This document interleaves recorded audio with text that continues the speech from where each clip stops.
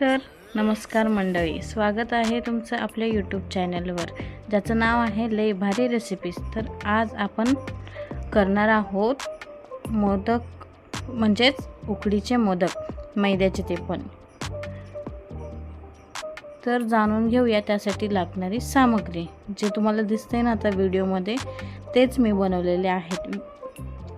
आता बघूया आपण पुढे। 1 वाटी आपण इथे घेतलेला आहे खोबऱ्याचा कीस। त्यासाठी लागणारे बघा साहित्य घेतलेलं आहे मी इथे काजू, पिस्ता, बदाम, इलायचीचे पावडर घेतलेले आहे।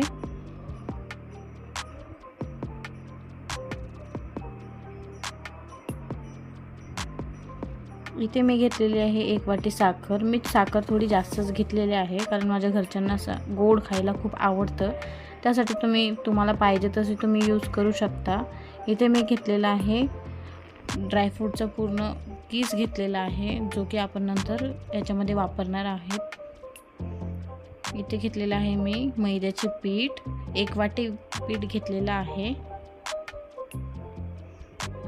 अंदाजे घेतलेला आहे ते पण मी।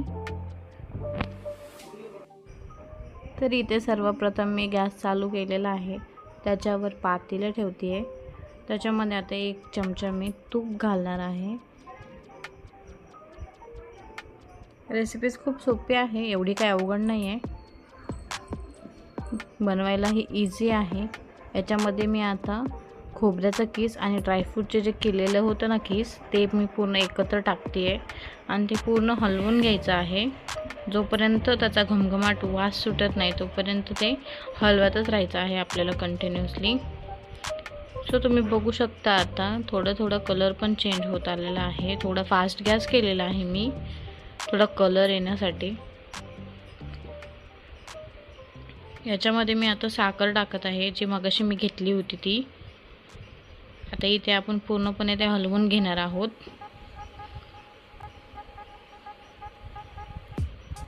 असं चांगलं पूर्ण मिक्स करून घ्यायचं त्याच्यामध्ये, त्याचा फ्लेवर खूप छान उतरतो त्याच्यामध्ये।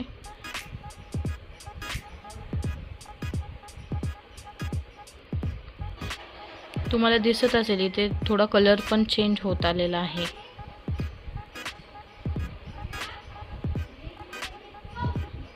आता याच्यावर आपण झाकून ठेवलेलं आहे, एक थोडा वेळ झाकून ठेवायचा, म्हणजे त्याच्यामध्ये एकमेकांमध्ये मिक्स होऊन ते खूप टेस्टी बनतात आणि याचा वास खूप छान सुटलेला आहे। आता इथे मी टाकलेला आहे इलायची पावडर टाकलेली आहे, ज्याच्यामुळे अजून त्यात फ्लेवर उतरतो। तुम्ही बघू शकता कलर पण चेंज झालेला आहे आता। तुपाचा वास आणि पूर्ण हे जे टाकलेलं आहे त्याचा खूपच भारी वास येत आहे। आता मी असंच मिक्स करते थोडा वेळ। बघू शकता आता मी एका प्लेटमध्ये ते काढलेलं आहे।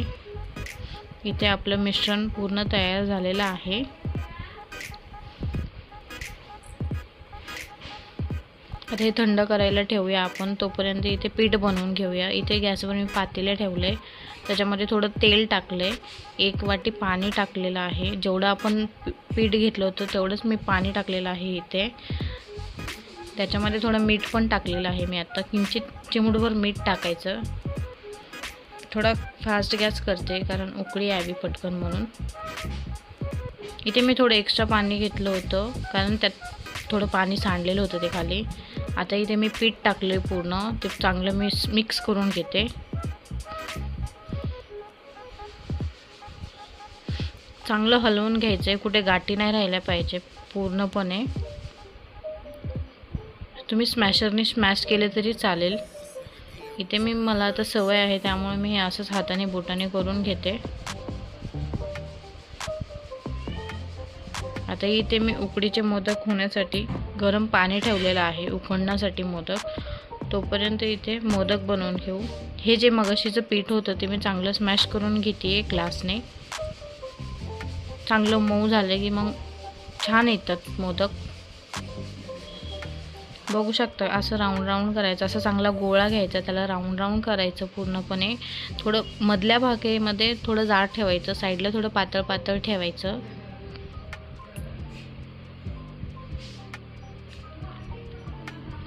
असं छान पद्धतीने गोल गोल करून घ्यायचं। हे आता आपण पूर्ण मिश्रण याच्यामध्ये टाकून घेत आहोत। त्याला चांगल्या कळ्या फोडून घ्यायच्या। दरवेळेस माझे मोदक खूप चांगले होतात मंडळी, पण आज माझा कसा पहिलाच व्हिडिओ आहे त्यामुळे मला समजत नाही मी बोलतेय काय आणि करतेय काय, पूर्ण हँग होते, नाहीतर नाही काही वेळेस माझा व्हिडिओ खूप छान होतो। आता इथे पाणी पण चांगलं उकळलेलं आहे, तुम्ही बघू शकता चांगली उकळी फुटली आहे त्याला। याला आपण चाळणीला थोडं तेल लावून घेऊया आता, कारण ह्याच्यामध्ये मोदक ठेवले तर ते चिपकणार नाहीत खाली, चांगले बाहेर सुटसुटीत होतील।